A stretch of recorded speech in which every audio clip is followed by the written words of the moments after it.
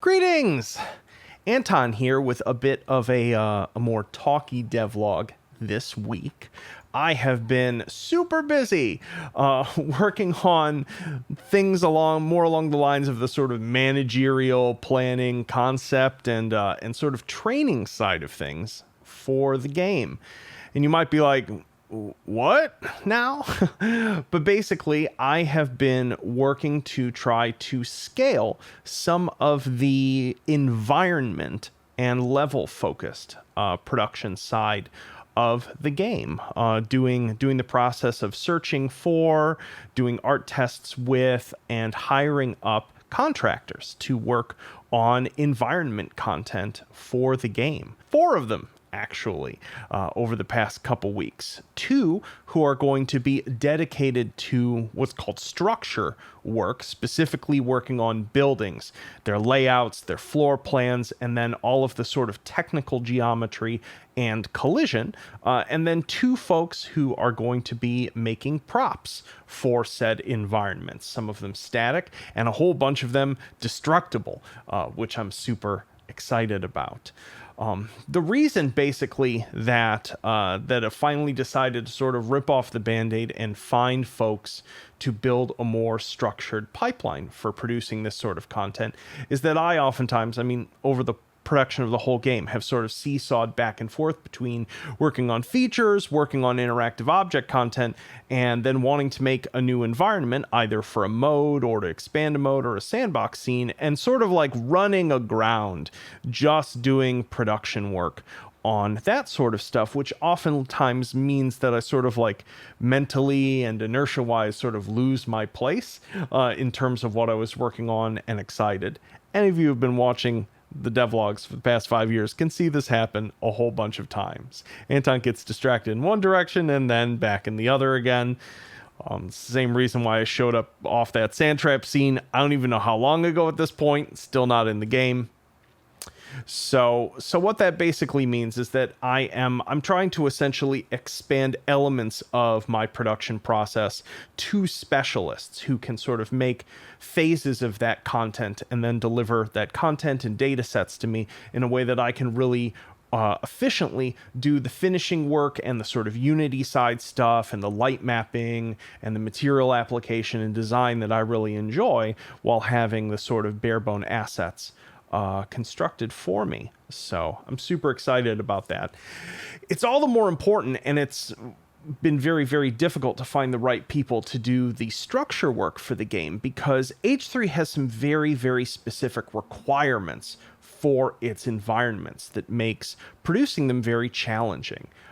It has to do with how complex the physics on all of the guns and the other held objects are, such that when you combine like really, really complex physics objects that the player is carrying in like both of their hands and all over their chest with complex physics environment, everything can explode performance-wise.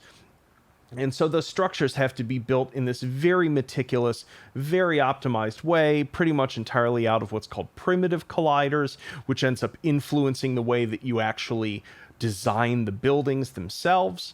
To have the lighting look really nice, they also have to be able to be perfectly apportioned off into reflection volumes that only overlap a certain amount and only so many in one place, so it's not too dense. And as you might imagine, it becomes closer to solving a puzzle than sort of like designing a space. And it tends to take a very special sort of 3D artist with a certain sort of approach to even want to do that, much less to be good at it.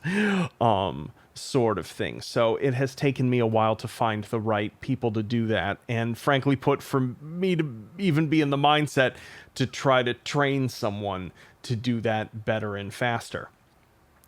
And then on the other side, I have 2 folks who've been brought on to do prop work, which is going to be sort of oriented towards specific stuff for these environments. I'm not ready to share the full details of it. It'll be cool, I promise you. But also, a whole bunch of those props are actually going to be destructible. And many of them, pretty much, if you can pick it up with your hands, it's going to go in the item spawner when it's ready. And all of these sort of destructibles are going to be built using effectively a new, modern, more efficient, organized, fast to author for approach that I came up with and sort of standardized for the Boomski remake. That was sort of an opportunity because Boomski runs on its own sort of code base separate from H3's damage system. I was able to sort of like write destruction again from scratch for those and really think about all of the like repetitive time wasting steps that I take when I'm authoring them, as well as just making the content a little more consistent and the behavior more consistent. And now that I've done that for Boomski, I can now sort of apply that to this newer set of destructibles. And that'll be everything from like new fun targets to shoot at, as well as things like chairs and tables and stuff that will be on shelves. And so a whole bunch of that stuff is going to be being produced over really the next 3 to 4 months. Which ends up leading into, I'm not ready to really talk about it yet, but what a lot of these environments are being worked on for is for something that's finally going to be answering the question that folks have been asking for years at this point, which is the like, hey, when are we going to get like another breaching scene? That would be really cool. So it will be fulfilling that desire.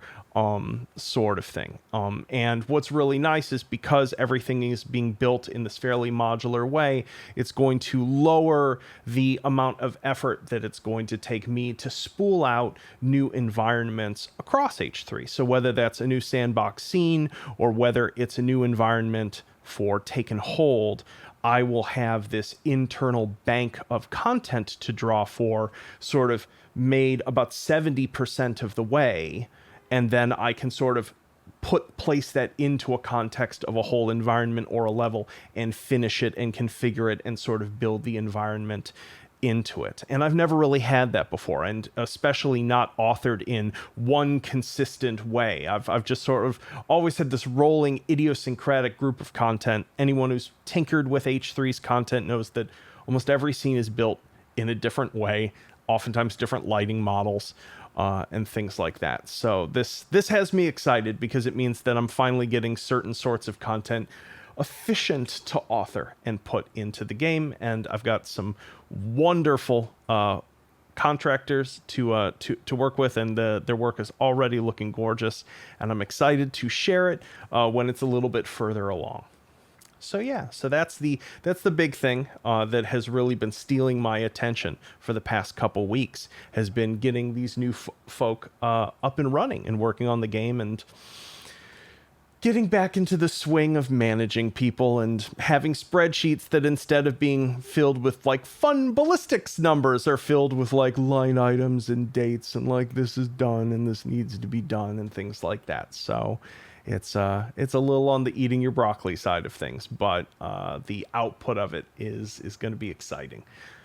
Beyond that, I'm continuing to work on the next big patch for this update, which is basically finishing the implementation of the explosion changes that were made in the big Boomski update. Obviously, I sort of raced to get that update out in time for H3's anniversary instead of doing it sort of an extended alpha cycle, so it's still inconsistently implemented. Sosa grenades are still using the old system, non-pinned grenades are still using the old system, dynamite is still using the old explosion system, so a bunch of that stuff still needs to be migrated over to new explosions, 40mm grenades. I'll probably leave like the RPG explosions and things how they are, because so many boss fights and balances have been balanced around the Stinger and the RPG and stuff, so I don't want to mess with that, but 40 mils definitely need some tweaking. So